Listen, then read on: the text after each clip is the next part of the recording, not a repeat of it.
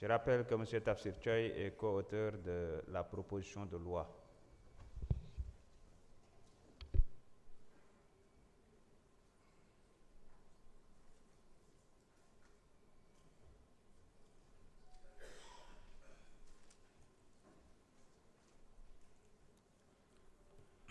Je vous remercie, Monsieur le Président. Monsieur le Président, très chers collègues, je voudrais rendre grâce à Dieu de nous avoir encore permis d'être là et de participer à ces travaux d'aujourd'hui qui consacrent l'avènement d'un nouveau règlement intérieur pour notre Assemblée. Il est important de préciser, à l'intention peut-être de ceux qui ne savent pas, ou peut-être qui ne connaissent pas les conditions dans lesquelles nous avons travaillé, que ce règlement intérieur sera l'unique règlement intérieur que l'Assemblée aura. Les règlements intérieurs, on les a abrogés. Donc dorénavant, on parlera du règlement intérieur 2025. Monsieur le Président, je me remercie. Si vous avez l'occasion, je suis au comité ad hoc, parce qu'il y a décidé avec le bureau pour nous liguer ici. Et c'est pourquoi, quand je salue votre démarche inclusive, cela ne devrait pas surprendre. Parce que c'est un travail collectif effectué par l'ensemble des composantes de l'Assemblée nationale. Et l'État me rend grâce à Dieu. Moi, je suis encore au comité d'évaluation des politiques publiques, évaluation des politiques publiques. 11e législature, je m'a fait une proposition de loi pour modifier la Constitution, pour intégrer l'évaluation des politiques publiques en modifiant l'article 59. Je n'avais pas été suivi par ma majorité à l'époque, mais Dieu juste. Je suis revenu à l'Assemblée durant la 15e et vous m'avez intégré dans la commission ad hoc qui travaillait sur l'évaluation des politiques publiques. Je me un engagement dans la campagne électorale que nous sommes Inch'Allah l'Assemblée de l'Assemblée. Donc, je suis santé sur le mais je le remercier parce que le ça fait plus de 14 ans, peut-être 15 ans, je suis dans le encore, je suis là pour travailler sur ça et intégrer le règlement intérieur. Parce que nous avons une constitution depuis 2016, mais nous avons et donc c'est à saluer. Je salue aussi la qualité de la parce que on a travaillé de façon inclusive, mais dans le respect mutuel, mais aussi dans l'engagement pour notre Assemblée. Et saluer aussi la qualité de la contribution de ces collaborateurs, ce cabinet, à savoir ce DC, ce conseiller. Ils ont été d'un apport extraordinaire. Machallah, ils ont été disponibles et présents. Et là, je tenais à les saluer et à les remercier. Saluer aussi tous ceux qui ont contribué à ce travail-là, qui sont de la société civile, parce que quand même, on a essayé le maximum possible de nous ouvrir aux autres. Pas peut-être principalement pour le règlement intérieur, mais pour les autres aspects liés, par exemple à l'évaluation des politiques publiques et à la chaîne parlementaire. Et je pense que là aussi, comme nous représentons le peuple aussi doit être impliqué dans ce que nous faisons. Innovation yi nga xamanteni amna ci liggéey bi biñ ñu falee mu am problème fii ci élection membre du bureau bi premier jour yi dama dem seeti le président Ayib Daffé ma ne ko monsieur le président il faut que ñu liggéey ci assemblée ci règlement intérieur bi ne serait-ce que pour l'avenir pour que l'élection du bureau ñu mën ko boucler à jamais d'autres amati problème et aujourd'hui on l'a fait je pense que c'est fini maintenant problème bureau d'autres amati et c'est pourquoi je peux parler à mon frère Mané. Cette élection, elle est solennelle, c'est un moment solennel. Donc, le fait de venir voter et mettre le bulletin dans l'urne est un acte symbolique. Et ça donne à l'Assemblée toute sa dimension. Et c'est pourquoi on a maintenu le vote par l'urne. Et aujourd'hui, c'est des bulletins qu'on a de couleurs différentes pour chaque candidat à la présidence de l'Assemblée nationale. Et peut-être Aïb Netiniwat, pour Gun Koleral, mais c'est un peu ça, on l'a clarifié. On a aussi redonné à l'Assemblée sa dignité. Parce que l'Assemblée nationale, dans la commission d'enquête parlementaire, où on est, nous disons, bafouer dignité Assemblée.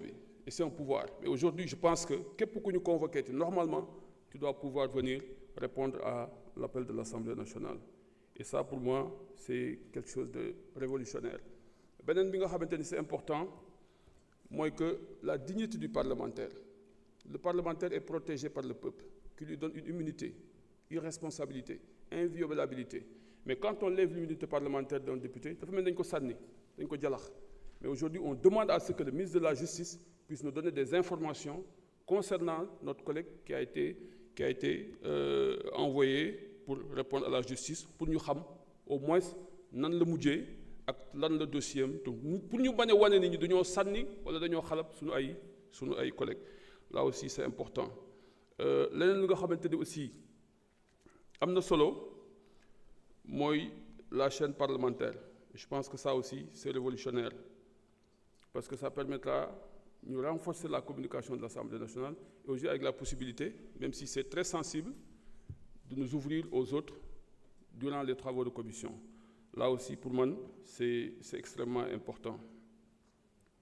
Maintenant, règlement intérieur, l'autre monde de bon, c'est vrai, mon cher collègue, je vous ai suivi tout à l'heure concernant les observations que vous avez faites sur la forme, sur certains articles.